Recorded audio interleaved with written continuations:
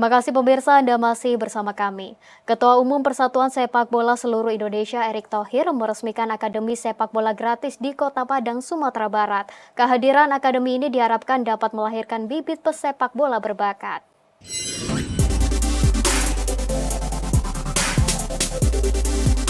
Guna mengembangkan dunia sepak bola di Sumatera Barat, Ketua Umum PSSI Erick Thohir meresmikan Akademi Sepak Bola gratis di Padang, Sumatera Barat. Sekolah tersebut ditujukan untuk anak mulai usia 5 tahun dan tidak dipungut biaya. Nantinya anak-anak akan diajarkan teknik-teknik dasar sepak bola yang benar oleh pelatih yang telah memiliki lisensi serta mantan pemain sepak bola di Indonesia. Dengan adanya Akademi Sepak Bola ini diharapkan dapat membuka pintu bagi para pemain muda untuk meniti karir mereka dalam sepak bola, dengan harapan bisa berkompetisi di Liga 2 serta membantu memperkuat Semen Padang FC di Liga 1. Menurut Ketua Umum PSSI, untuk membangun sepak bola di tanah air, selain adanya fasilitas namun juga membutuhkan kolaborasi dari berbagai pihak. Akademi sepak bola tersebut merupakan inisiasi dari Andre Rosiade yang merupakan tokoh yang memiliki kontribusi signifikan dalam mengangkat prestasi sepak bola di Sumatera Barat. Saya berharap banyak tokoh-tokoh di daerah bisa juga membangun sepak bola Indonesia secara menyeluruh, karena tidak bisa hanya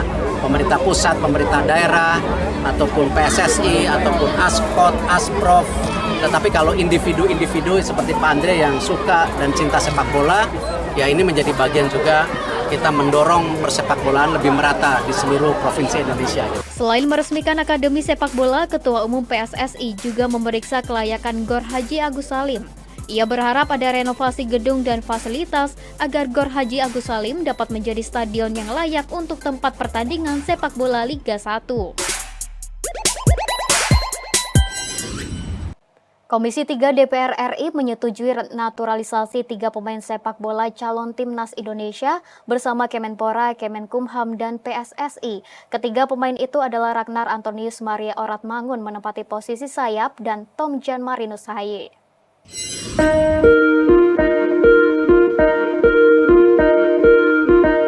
Komisi 3 DPR RI menyetujui permohonan naturalisasi terhadap 3 calon pemain tim nasional sepak bola Indonesia, yakni Ragnar Antonius Maria Oratmangun, Tom Jan Marinus Haye, dan Martin Vincent Paes. Keputusan itu disampaikan langsung oleh Habibur Rahman selaku Ketua Sidang sekaligus Wakil Ketua Komisi 3 DPR RI dalam rapat kerja dengan Menteri Pemuda dan Olahraga yang diwakili oleh Ad Interim Menpora Nezar Patria di Gedung DPR RI Jakarta. Proses naturalisasi ini juga nantinya akan dilanjutkan dengan pengesahan dalam rapat paripurna dan diproses sesuai dengan peraturan perundang-undangan. Apakah Komisi 3 DPR RI dapat menyetujui permohonan pertimbangan pemberian kewarganegaraan Republik Indonesia atas nama Ragnar Antonius Maria Oratmangun, Tom Jan Marinus Haye, dan Martin Vincent Paes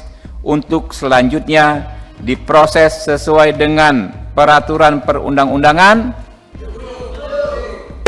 Terima kasih. Adapun sebelumnya, Nezar Patria selaku Menpora Ad Interim menjelaskan alasan mengajukan permohonan pemberian status kewarganegaraan kepada ketiga pemain keturunan tersebut. Dikarenakan timnas Indonesia membutuhkan posisi pemain untuk mengisi di sejumlah posisi, mulai dari penjaga gawang, sayap, hingga gelandang tengah. Pertimbangan memberikan rekomendasi naturalisasi.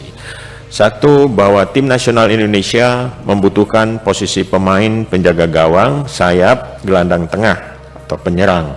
Berdasarkan permohonan pelatih Kepala Tim Nasional Indonesia perihal permintaan naturalisasi pemain keturunan Indonesia yang bernama Ragnar Antonio Maria Oratmangun, Tom Jan Marinus Haye, dan Martin Vincent Paes. Bergabungnya ketiga calon timnas ini diharapkan dapat memberikan semangat baru untuk meningkatkan prestasi sepak bola Indonesia, terutama dalam membantu Indonesia dalam kualifikasi Piala Dunia 2026 zona Asia. Presiden Joko Widodo secara resmi membuka BRI Microfinance Outlook 2024 di Jakarta. Dalam sambutannya, Presiden menyoroti pentingnya UMKM yang telah berkontribusi signifikan terhadap PDB nasional serta penyerapan tenaga kerja. Presiden Joko Widodo secara resmi membuka BRI Microfinance Outlook 2024 di Jakarta. Forum ini adalah ruang untuk membahas masa depan usaha mikro, kecil, dan menengah sebagai pendukung ekonomi inklusif. Dalam sambutannya, Presiden menyatakan untuk terus mendukung UMKM karena saat ini jumlahnya telah mencapai 65,1 juta dan berkontribusi sebesar 61% terhadap produk domestik bruto Indonesia. Kepala negara juga menyebut bahwa penyerapan tenaga kerja di sektor UMKM mencapai 97%. Dan kontribusi terhadap PDB ekonomi kita 61%, sangat besar sekali. Dan penyerapan tenaga kerja di sektor UMKM 97%. Presiden Jokowi juga memuji peran BRI dalam memberdayakan UMKM hingga ke pelosok desa. Saat ini BRI mengelola 740.000 agen BRI Link dengan 1.400 triliun rupiah transaksi setiap tahun. Presiden juga mengapresiasi peran BRI dalam mengelola sektor UMKM nasional melalui digital banking hingga menyentuh nasabah di lapisan bawah. Kita beralih ke informasi lainnya pemirsa. Menteri Agraria dan Tata Ruang Kepala Badan Pertanahan Nasional Agus Harimurti Yudhoyono menegaskan 3 prioritas utama yang harus dijalankan Kementerian ATR BPN dalam Rakornas di Jakarta. Ketiga prioritas tersebut mengikuti arahan dari Presiden Joko Widodo.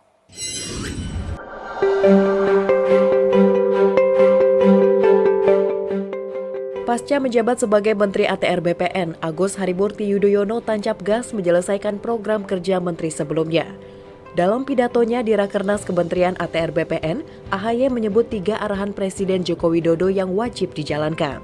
Tugas prioritas pertama, yakni penerapan sertifikat tanah elektronik. AHY mengatakan penerapan sertifikat tanah digital harus lebih dimasifkan agar bisa menjangkau masyarakat lebih banyak. Kedua, perlunya revisi aturan terkait pemberian hak atas tanah. Hal ini diperlukan untuk mendukung pelaksanaan carbon trading. Ketiga, yakni percepatan pendaftaran 120 juta bidang tanah melalui program PTSL atau pendaftaran tanah sistematis dan lengkap. Selain memberi 3 arahan prioritas utama, Menteri ATR BPN juga menegaskan penyelesaian lahan di IKN yang harus dituntaskan secara clean and clear. Penyelesaian persoalan 2.086 hektar lahan di IKN akan berdampak pada perkembangan investasi dan kepercayaan investor. Kementerian ATR BPN mengawal ketat pengembangan kawasan IKN di Kalimantan Timur. Pengembangan dan pembangunan IKN akan menjadi wajah Indonesia yang semakin maju sejalan dengan visi Indonesia Emas 2045.